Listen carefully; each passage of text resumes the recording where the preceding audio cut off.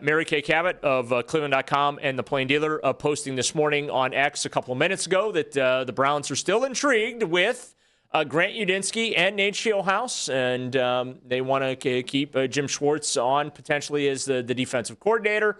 And, of course, Udinski's interviewing with the Bills today, and the Browns will interview Scheelhaase in L.A. on Monday. And joining us is now on the Make It Right Call Right hotline, the Hall of Famer herself, Mary Kay Cabot. Mary Kay, I really hope you're staying out of the snow. Good morning. Well, so far I've stayed out of it, but it looks like so much fun. I'm thinking about going out and playing in the snow at some point today. It looks like good, fluffy snowman snow. I was going to say snowman, snowballs, or snow angels.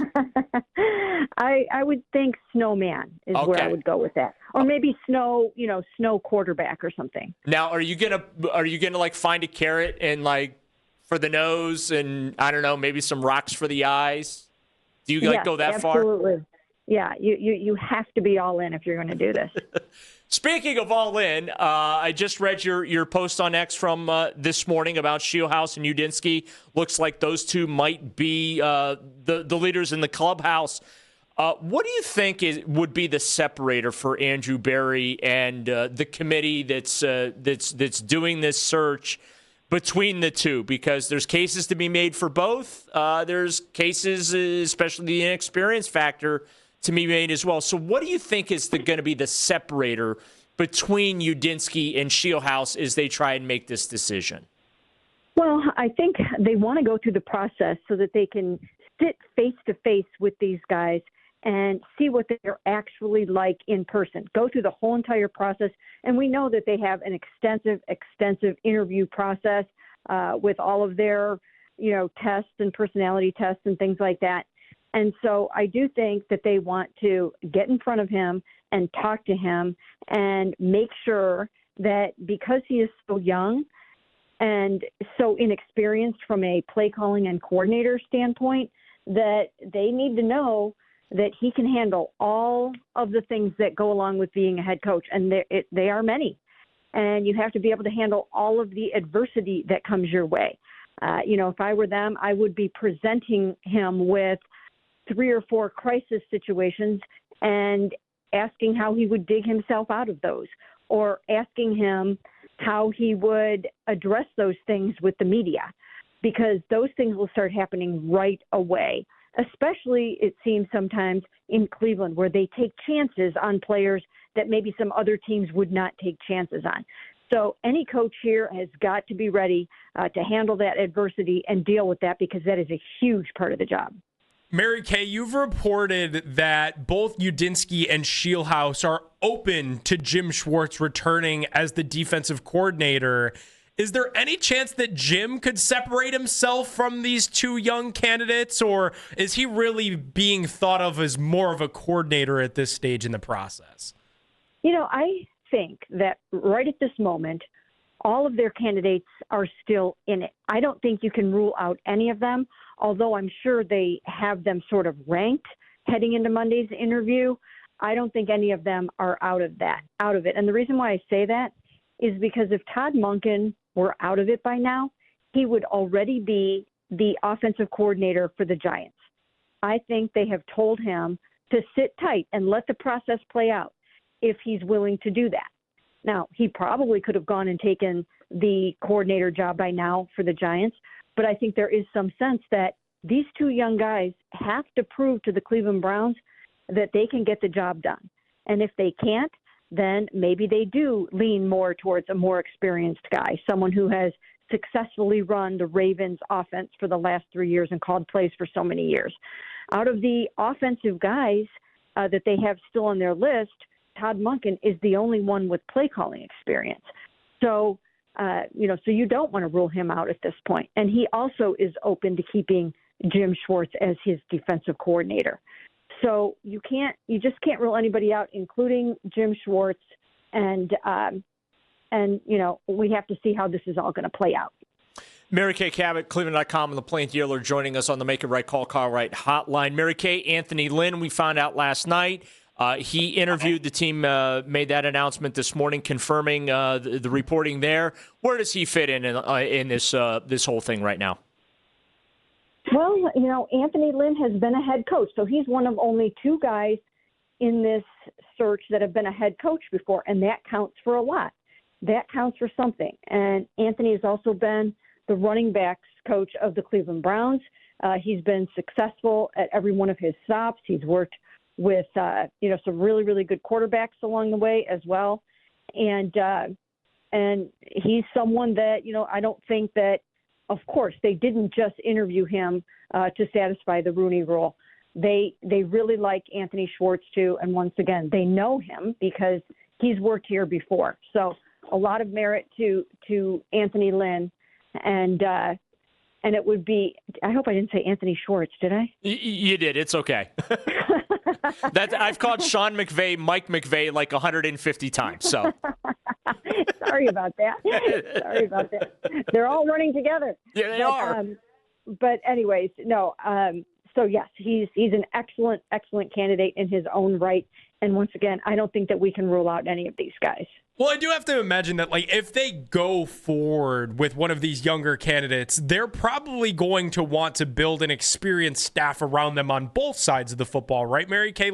Obviously, Jim Schwartz being around is going to be great because we see what he's done for this defense over the last 2 seasons. But could they also want to go with an experienced offensive coordinator also for either Udinski or Scheelhaase? Well, yeah, that's another possibility. And once again, you have to almost wonder, would Todd Monken consider sticking around as offensive coordinator here with one of these young guys in the event that, that they needed an experienced coordinator like that? Now, I don't know if he would want to do that because he's very close to John Harbaugh, and he would have a chance to go work with Jackson Dart. So I don't really know if that's in the cards or not, but I'm guessing that they like him enough that in the event they hire one of the young guys that perhaps they would want him to also stick around. So, again, I don't know that for sure, and I don't know if he would do it, but I would think that it would come up at some point. So much was made this week. Jesse Minter, had gotten the offer from the Ravens and basically told the Browns, hey, if you can't offer, I really want to just go ahead and pursue that opportunity that I have in the pocket. And the Browns said, yeah, sure, go ahead. And, of course, that followed Mike McDaniel pulling out of an interview, and then Mike turned around and did the same thing to the Buffalo Bills. It almost feels like, Mary Kay, regardless of whatever narratives might be surrounding this head coach search for the Browns, it feels like it's going to end up right where they wanted it to in the first place. It felt like, to your reporting, Scheelhaase, Udinski, they were the guys early on, and yeah, they talked to 11 different guys. It just feels like this is going to end up right where they wanted it to end up. Well, it might very well happen like that. And remember, when some guys pull out of a coaching search, it's not because they don't want the job. It's because sometimes they know they're not getting the job. So while the Browns are being portrayed everywhere as a job no one wants, I don't think that's the case. I mean, this is a job in which the owner is willing to spend a boatload of money, and where you also have one of the premier defenses in the NFL. Who wouldn't want that? The only thing that is a huge question mark at this point is the quarterback. And albeit that is a big one. That's definitely a big one. But I think that any prospective coach can see that there is a 100% commitment to getting that position right. And if they don't get it right this year, they will be aiming to get it right next year. So, in the short term, they will fix the quarterback situation, and any coach, I think, would look at this job as an opportunity to really shine. Well, I just want to follow up on the two young guys, Mary Kay. I know in NFL circles there is the thought that, Scheelhaase and Udinski, they might be a year away. And the thought has been, hey, the Browns might be willing to absorb that year. But is there a chance they could go with an experienced coach for now? And if it works out and the team, turns it around and wins a bunch of games, then they can stay the course. But if it goes similar to the last 2 years under Kevin Stefanski, then they could pivot back to one of these young guys. Do you think that could be a possibility as well? Well, it could be. It could be. I think all things are still on the table, and I think that's why they have to go through the process. I mean, what if Grant Udinski gets hired by the Bills today, right? I mean, Yeah. who knows? He's interviewing for the Bills head coach job today. And he does really, really well in interviews. And they've got some other amazing candidates. So, who knows if that would happen. But what if he's not even an option anymore after today? So you never really know what's going to happen there. And then they have to make sure that they feel really good and really strong about Nate Scheelhaase's ability to manage a whole entire organization, to be the face of the franchise, to manage the locker room, the coaching staff, and as I mentioned before, all of the adversity that comes along with a football season. So if they feel he can do that, then maybe he would have a good chance, and Grant would have a good chance. But if they're not comfortable with that, they've got now three veterans in their candidate pool that they can turn to. Mary Kay, between Udinski and Scheelhaase, is there any thoughts between the experience that each of those men have? That Udinski's only 30 years old, but he's been in the league for 6 years, and he's been with multiple different organizations, whereas Scheelhaase is 35, a little bit older, and he's got vast college football experience and offensive coordinator experience in the college football ranks, but only 2 years of NFL experience. I think our fans want to know, how much is that experience being weighed, since these guys are both very young, and does one outweigh the other in this scenario? I don't think so. I think more so for that position, they're looking for their leader of the whole entire process. As I mentioned before, they're looking for the guy that can pull it all together and take this team to the next level, take this team to a playoff level, and then eventually they hope a championship level. So that's what they're looking for. And it doesn't necessarily matter if you've ever called a play before. It doesn't matter. Those tangible things aren't as important as your leadership ability. This person has to be a tremendous, tremendous leader of men and be able to command the room, command the locker room, and handle in some cases, some difficult personalities and some very strong personalities on the football team. And they will surround one of these young guys with veteran coordinators and senior advisors and things like that. They will support a young guy. So it's really more so that than anything, that they're looking for the personality that fits best, the culture fit, and someone who also fits well with Andrew Berry. So how hard are you rooting for the Seattle Seahawks to beat the Rams today so we can just get this over with? Well, I hear what you're saying, but I also believe that it's important to actually stick with the person that you really want, even if he goes to Super Bowl. So if they really, really want Scheelhaase as their coach and he's headed to the Super Bowl, I think there's a way to go about that where you can maybe, I don't know what the rules are exactly. I know you can't formally hire him until February 9th, but I'm sure you can have kind of a deal or the parameters of a deal in place or a verbal agreement in place if you want to hire him. There should be some kind of a knowledge that this is going to happen.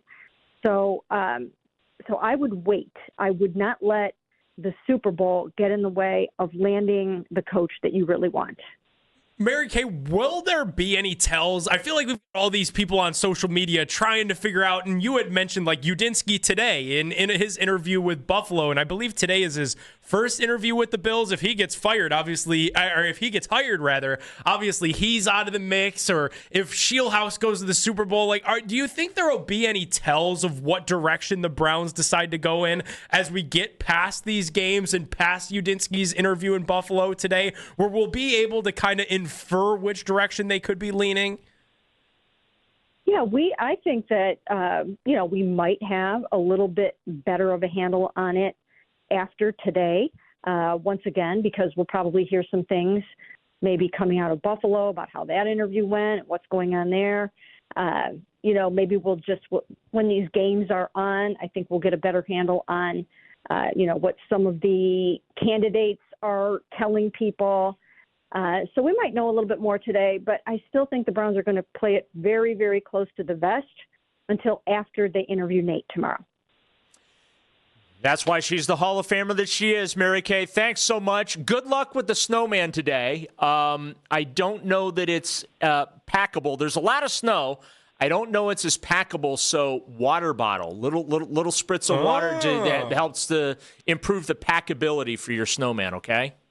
Okay, great. I will try that. Thank you very much. Mary Kay, thank you. Pleasure as always. Okay. There Thanks, you go. Mary Kay. Thanks, guys. The Hall of Famer, Mary Kay Cabot from Cleveland.com and the Plain Dealer on the Make It Right. Call Kyle Wright hotline.